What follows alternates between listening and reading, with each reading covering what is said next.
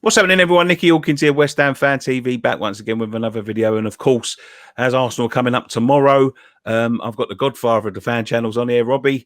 I tell you what, mate, I'm not that pleased about seeing this early in the season, but it's always a pleasure to see you, mate. No, nice one, man, nice one. And we was talking about earlier, the last time we actually saw each other was at Arsenal versus West Ham at the Emirates. That was our last game before this whole COVID-19 madness started. And yeah, I remember we was outside the game. I remember that day we was a bit fortunate to beat you guys. I thought you guys played pretty well on that day. You had a few chances earlier on, but we managed to scrape over the line in the end. But yeah, that was the last game. I see games now, Nicky, right? And there's fans there. I'm looking on TV. You see like some old. Well, you say old, but it's just like from the start of the year and things like that. And I'm like, it just looks weird to see fans there. It's strange, isn't it? Because, I mean, you and us, we're all so used to being there at, nearly every game and, standing outside and all of that sort of stuff. So sort of, I would say professionally, we've taken a little bit of a hit, but I'll tell you, we've introduced some new shows and stuff, and they really go down well. But I'll tell you, I just can't wait for it all to go back to. I can't see there being away fans this year, if I'm honest. That's what I was. That's what I would say. This season maybe, but hopefully next season everything will be hunky dory, back to normal. We'll have a vaccine. We'll have something. But it's been tough on everyone, really, hasn't it? Yeah, and you're right. I don't think there will be away fans. Is what I've been told. There's not going to be any away because they just don't want people traveling. 4,000 or 5,000 people up and traveling all around the country is like their worst nightmare all at once. They're trying to let fans. I mean, at Arsenal, I don't know if they're doing it at West Ham. They're doing a little scheme at the moment where they're trying to get 15,000 fans back in. And you've had to enter a sort of ballot. I entered it. I'm not too sure when they're going to give us, but then now I don't even know if that's still going to happen with what they're talking about, more shutdowns and more. It's really depressing at the moment. Obviously, it's a much bigger thing than football, but it's really depressing. And I just can't wait to get back into a stadium to watch football. Listen, I'm happy that we've got some football because I think before when there was nothing on, when it was a complete lockdown, that was that was terrible. I mean, a lot of it seems like a lifetime ago, but I remember sort of you can't even go out to shop, could you? Let's be fair, you couldn't even. No. There was nothing going on at all. You couldn't even go to your local takeaway. Yeah, you could only go out once a day. They said, yeah, once a day for exercise and stuff like that. And it just seemed like so strange. And there was no sport, nothing. But so it's good to see football and sport back on TV, and I'm kind of enjoying watching it. I do find though that I really enjoy watching when Arsenal are playing. Obviously, when I'm watching other games, that's when I really struggle because those are the games where I need the atmosphere for, because it's not my team playing. So when I'm watching my team playing, I'm really engrossed in it. But then when I'm watching, like I was watching your game last week with Newcastle, I just felt that, maybe if your fans have been there, maybe that outcome of that game may have been a different game. Well, funny enough, before we might have been on their backs. Well, before we get onto your game, I mean, if you look at the trend of the results of games since COVID, a lot of the outcomes have been the favourites are winning. Yeah, because you haven't got that influence of fans or pressure. You can talk about all sorts, but there's no pressure on the ref. There's no pressure on the players. It always seems to be, the favourites are winning these games. But hopefully West Ham can break the trend this week when we come up against Arsenal at the Emirates. Listen, it's going to be a tough game. Just give us some good news. Is there any good news for us? Is there any injuries? Not that I know of. That no new injuries anyway. Arsenal at the moment there's a lot of confidence around the club, and I think obviously the news this week that Aubameyang has signed a new 3-year deal has really put more sort of goodwill, and the place is buzzing at the moment, I have to say, because obviously we finished off the season well by winning the FA Cup. And it was the way we won that FA Cup. You know, we had Man City in the semis. Everyone was like, hey, got no chance, beat them. We had Chelsea in the final. We were told no chance, beat them. We had the Community Shield, beat Liverpool. We beat Liverpool twice, actually, because we beat them as well at the Emirates in the running. So there's a lot of optimism. And then we've made a couple of decent signings so far. Willian from Chelsea, he looked really, really good last week against Fulham, played well, had 2 assists in his first game, looked sharp as anything. I was quite surprised with him, actually, Rob, because the Chelsea fan to welcome seeing the back of him, which I find bemusing. Yeah, I think those Chelsea fans welcome seeing the back of him once they knew he was going to Arsenal. They wanted to keep him. Let's remember that. You know, I mean, they were negotiating with him for ages. They were trying to offer him a 2-year deal. He wanted a 3-year deal. That's why they lost him. Last year, he was like the guy that always started under Lampard, the Mr. Reliable for their team. So, you know, and it made me laugh. You know, Chelsea fans were like, "Oh yeah, well, he's going to retire, retirement home, Arsenal." Blah blah blah, but yet still they've just went and bought Thiago Silva, who's about 55. You know what I mean? So I'm like, yeah, but I think, don't get me wrong, when we first was signing him, I was like, come on, man, why are we? You know, it's not that he's a bad player. I was just like, another Chelsea player. Yeah. But then when I started to think about it, I was like, actually, he doesn't play like a guy who's 32. He's really experienced. He'll hit the ground running, and he's a good player. I was always worried about him every time we played them. So I think that's a good positive signing. I think he really does fit the way we're trying to play. So that's a good signing. And then the kid that came in, Gabriel at the back, who the new centre back that we signed, he looked very good. I know he's only Fulham.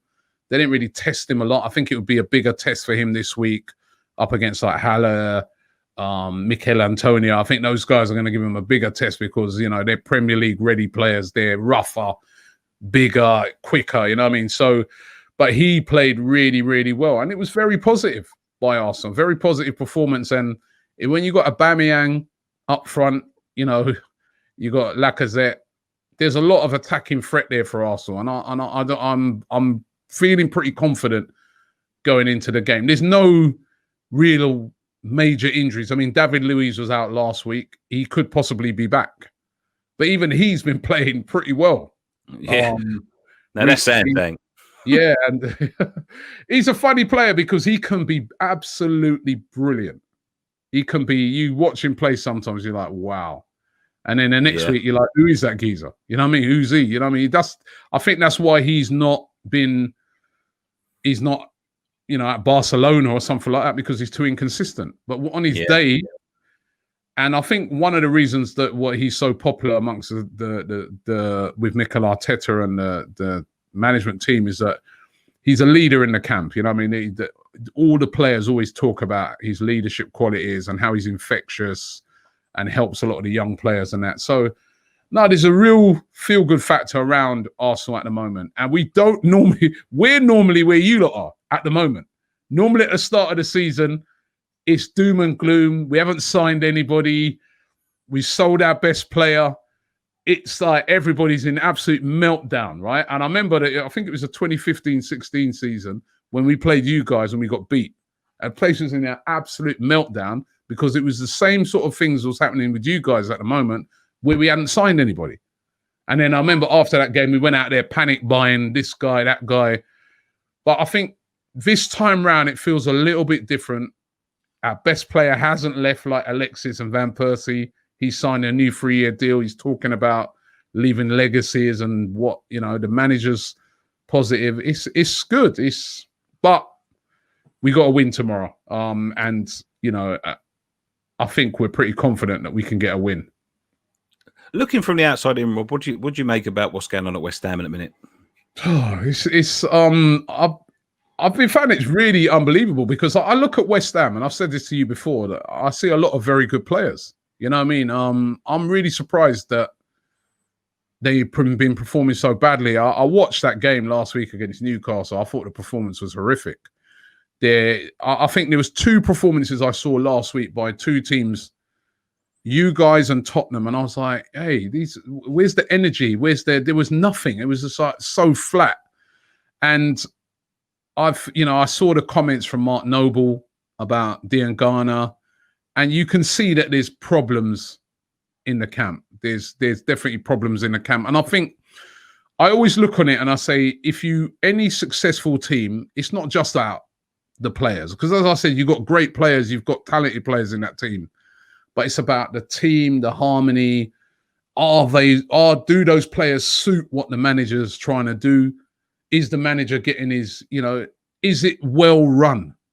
That's what, the best teams, the teams that always seem to win everything, are run well. Man City is a very well-run club. So is Liverpool. You look at Bayern Munich, who just won. Those clubs are run brilliantly. Then you look at a team like, say, a Barcelona, that at the moment they've got great players. I mean, when they played that game, they had Griezmann, they had Messi, they still got beat 8-2. That's because they're run so badly. They just go, there's no thought gone into what they're trying to do. We were the same as well. No thought, no style. Under Emery, fans are like, who are we now? What are we trying to do? It was just a mess. So I kind of look at West Ham and I see that, because I don't think it's as bad player personnel-wise as you guys kind of make out. Yarmolenko. I could see Yarmolenko, if he was at Arsenal, he could play at Arsenal, definitely. He's quality. I see, Mikel Antonio, quality. Declan Rice is quality. I think Diop at the back, quality player. I could see him playing at Arsenal. So there's no reason that West Ham should be as bad as I saw last week, apart from the fact that things are not being run right and the harmony's not there. That's what I think. I think if everything was running right, West Ham's supposed to be in the middle of the division at the very minimum, if not higher, with some of the players you got. So, and that's why, for me, I just hope Arsenal don't get complacent, because on any given day, if those players turn up, we'll be in trouble. But if they have the attitude that I saw last week against Newcastle, I don't know. If you come and you play like that, well, that's a perfect segue, mate. Let's push you for a score, I guess. I'm going to go 2-0. I'm going to go 2-0. But I think if you come and you play like that, what I saw last week, you can't play like that. 6-7, couldn't it? Then I double that score up, because I thought, honestly, I didn't see a West Ham player press once in that game. And I think if you're going to put Arsenal in trouble, you've got to press. Because Arsenal got this little style. They play, they're confident at the ball at the moment. You can see I'm looking at a team that's a much better drilled now. Even when he was playing against City, he was playing against Liverpool. It's all about passing out from the back, quick, brave.